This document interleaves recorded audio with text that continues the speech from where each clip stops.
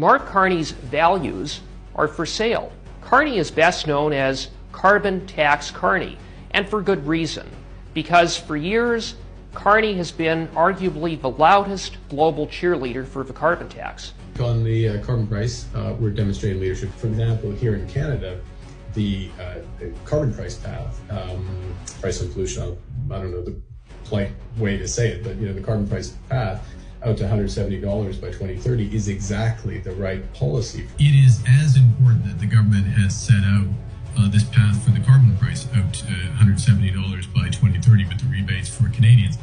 For Carney, the carbon tax is more than a policy. It goes to the core of who he claims to be. So much so that Carney prominently featured the carbon tax in his book entitled Values, Mark Carney's Values.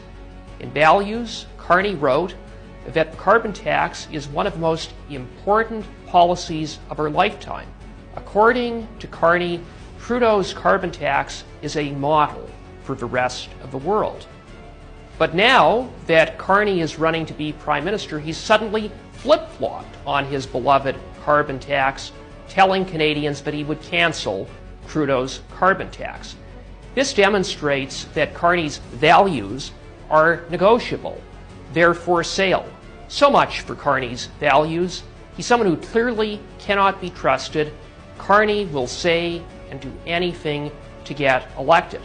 And consistent with this, while Carney is telling Canadians that he would cancel the carbon tax, he's telling radical Liberal Party carbon tax zealots that he would replace Trudeau's carbon tax with a new tax, an even bigger tax on key Canadian producers, costs that would be passed on to Canadian consumers. Carney can call this new tax whatever he wants, but what it really is a carbon tax, an even bigger carbon tax. Carney's claim that he would cancel Trudeau's carbon tax is nothing more than a cheap political gimmick in an effort to trick Canadians before the next election. But make no mistake about it, if Carney is elected, he would impose an even bigger carbon tax than Trudeau when he no longer needs your vote, but still needs your money. Only a common-sense conservative government led by Pierre Poilievre will axe the carbon tax on everything, for everyone, for good.